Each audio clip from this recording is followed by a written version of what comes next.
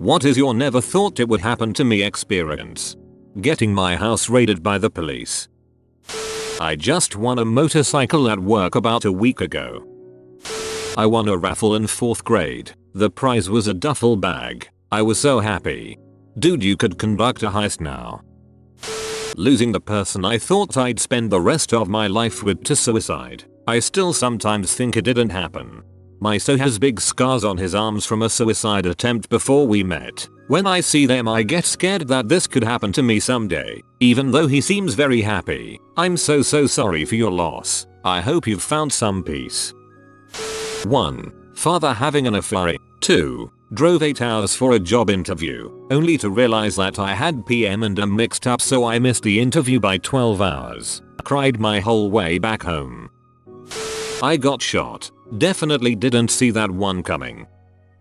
School shooting at my high school. It's pretty fricked up to think about how one person who hardly anybody knew could affect so many people's lives so unexpectedly.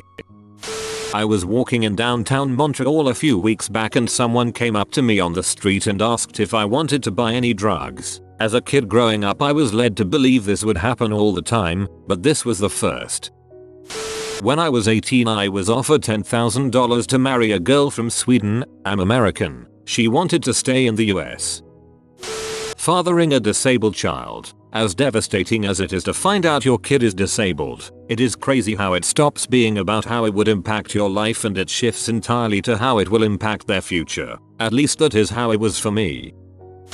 Becoming widow at 25. 3 years this late October. Miss her every day. She got sick and led up to having heart failure. She got a ride home from work. I had to drop off a co-worker whose car broken down. Would have been the one to pick her up. Someone didn't see her until too much time passed.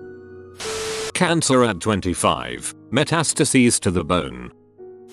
Realizing someone I love was part of a shooting. Watch the new 4 hours. Shooting in mall. Hey, isn't that where my sister's name works? Is she working today? 3 dead, 1 expected to be the shooter. Oh well, there's hundreds of people in the mall at any time. Just wonder why she hasn't called us yet. Shooting took place around food court. She works near the food. Could have been anyone though, who knows. Here's pictures of bullet-riddled walls and witness reports. Wow, this is on every news station. It's been a few hours. Where is she? Upper level food court. Oh crap. Oh crap, the only stores up there are hers and some kids shops. No one with a sane mind could kill kids, but he wasn't sane obviously. You're awful, you're wishing little kids were dead instead of your sister. Every person would, wouldn't they? Takes place in store she works at. Popular store, could be lots of people there. 1 female, 2 male, 1 expected shooter. She works in there. She's a female. Female, early 20s, white.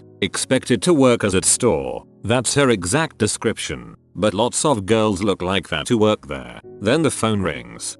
My heart is aching just reading that. I'm so sorry for your loss. Hope the son is doing well. Being in a long distance relationship. I always thought people who did it were insane or even desperate. Turns out you can have every option in the world and still only want the one person who lives far away from you.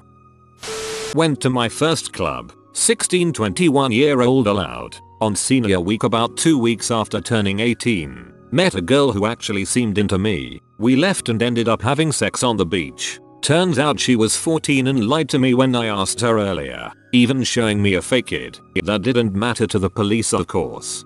Same thing happened to a guy at a New York bar. Girl had a fake to get in, had to be 21 to get in, and he got sex with a minor. Guy asked if he should require parental verification of birth certificates in the future. Judge said don't be absurd. Use common sense. I was dumbfounded after reading the transcripts.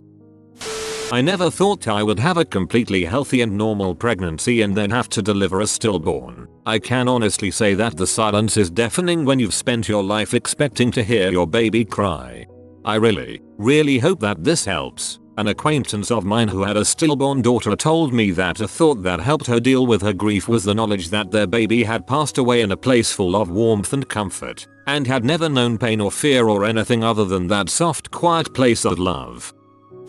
Falling in love. My parents can't really stand each other, so I just assumed I would end up the same way. This one is cute. A while back, Dated a guy for nearly a year before finding out he was actually living with his real girlfriend of 8-ish years. As soon as I found out, I introduced myself and told her. Crying, she just shrugs her shoulders and rolls her eyes. Didn't care at all. It was surreal. Having to go through my dead friend's apartment after he committed suicide. Thanks for sharing your stories. Suicide is so hard because unlike a more natural death, the person doing it just decides to leave everyone. The feelings of rejection and abandonment are hard to deal with. For me it happened last year also. 3 weeks before my college graduation, he had a year left. I even had a seat saved for him for my ceremony. Instead of studying for my exams, I spent the weekend packing the things his family didn't pack. I remember sitting on his ugly plaid couch for the last time. Everything about his death was surreal. He hadn't spoken to his family in years. His fiancée had been having an affair and was pregnant with his younger brother's baby. As Josh was being lowered into the ground, they were making out in the cemetery. His family buried him in a casket from Walmart, and seeing him in it was awful. The mortician's job was botched. You could see formaldehyde leaking from his eyes. It was scary and made my heart ache even more that he didn't have a proper funeral. His mother asked me for recent pictures of him because she hadn't seen him in 5 years. I had a lot of photos and none of them had been used. They only showed pictures of him up until the age of 22. He was 30 when he died. Had to go through my roommate's things after the police found him, and his dad wanted any clue to how or why. That feeling never goes away. I never thought that I'd dislike the person that I've become. I'm not even a terrible person or anything. I just don't like myself. I used to not like myself. Then I changed. Still working on it, but I get along with myself a little better. I won a new bike in 2nd grade during a raffle. I remember I was walking out of school when I heard my name on the intercom saying I won. Holy crap, what a day that was. Right before the Christmas holiday too. I thought car accidents only happen to other people and then I'll let my friend drive my car. I guess I was kind of right. Alcohol drug addict. 18 months clean and sober though, so that's pretty cool. Congrats.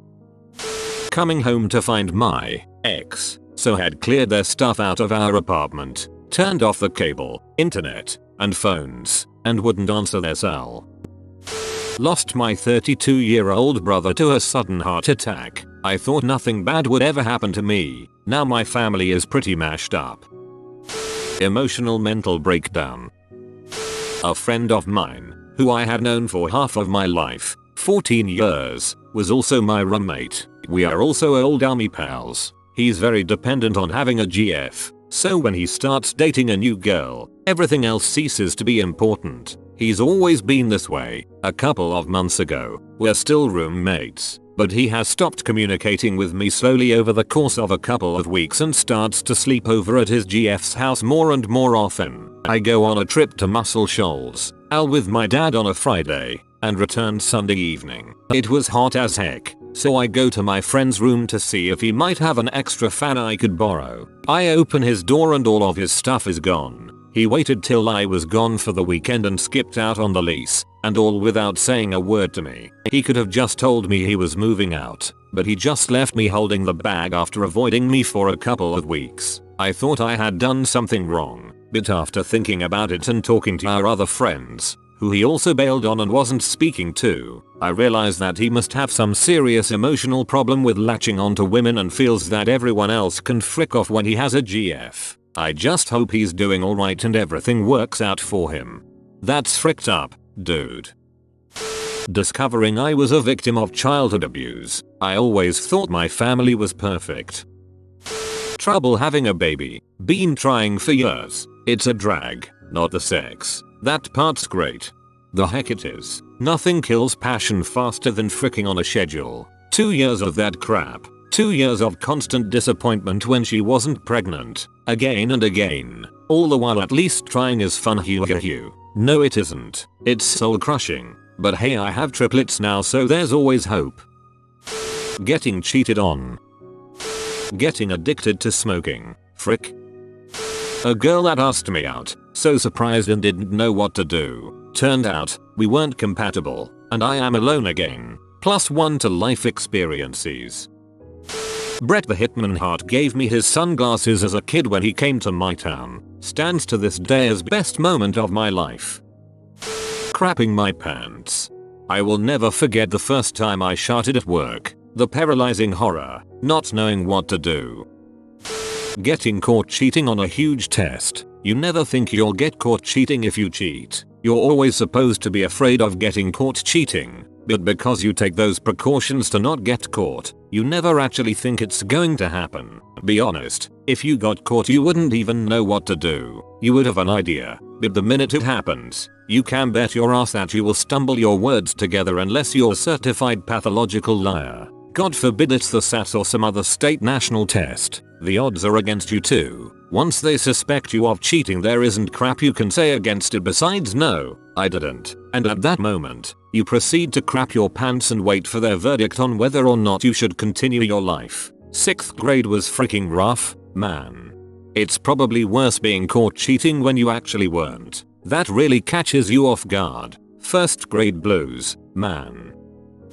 Turning out gay. Now, granted, for 10 or 11 of those years before it happened, I didn't really even have a concept of what gay was. For that span of time, I never thought it would happen to me because I never thought it. But between me learning the concept and me finding out that that was me, I didn't really ever think it would happen. Coming out to myself was a gloriously horrible crap show. Up to that point, I was perfectly fine with and supportive of other people who were gay. I didn't see a reason why I shouldn't be, considering that their personal lives weren't any of my business. But when I realized I liked guys, that was my business, and I didn't want any of it. I'd always wanted to grow up normal, and get married and have kids of my own and not worrying about having to fight for every inch of progress in my life. I mean, I was a middle-class white boy, the jackpot combination of Western society. Who would seriously trade that in? Keep in mind that this was my thought process when I was 14 or 15. I've long since come to my senses. Having your sex life almost completely die immediately after getting married was pretty surreal. I never thought it would happen to me, and just sort of assumed it was more of a joke people like to make. I never thought a person could change so quickly and drastically. Dropped my phone in a goddamn toilet. It happened last summer. I had that iPhone 4 for 3 years before it finally fell into the water abyss and died. I then finally upgraded to the 5S, which was thankfully half price from the Verizon upgrade price because of the iPhone 6 release. I used to make fun of people who drop their phones in toilets. I still do, but I used to too. My picture being randomly taken from Google Image, horribly photoshopped to make me bald and used for an ad for a crappy hair product in Congo. Someone from there recognized my face on the ad because I have a popular blog, SMH. I'm disappointed that you didn't provide a pic. I have a positive one. Graduating high school and college without being on an ADD med. I had it drilled into me by my mother and psychologists as a child that I'd never be able to get through high school, let alone college without being on medication. I'll admit, my grades could be better, but I'm a 3L in law school, and while school has been hard, I never have to feel trapped inside my own mind, and all my success has been my own. I got hit by a car. I was laughing afterwards just because of his absurd that is. The car was going 15 miles per hour. I wasn't injured at all really. I was a criminal justice major in college, and then one night I went to jail while tripping on mushrooms and my teacher drove me to jail. Dated someone who turned out to be a sociopath and ruined my life. It's better now. I dated someone who later went on to become a P-star who murdered someone with a sledgehammer and now has a life sentence. And I'm normal, I swear. Had a ghost crap. I mean, I've heard stories about it, but to experience the crap yet be so clean for the wipe, it really is a haunting experience. Treasure it, not the actual crap. Depression. 2 years or so and I really can't remember when it came on, just snuck up on me. Find love, PSH, get outta here. You've been visited by the good sleep capybara. Upvote within the next 5 seconds and you will be blessed with cozy and restful sleeps. If you are new to the channel, you can subscribe. I publish new videos every day. Until then, check another video, or don't. Either way, have a great day you magnificent people.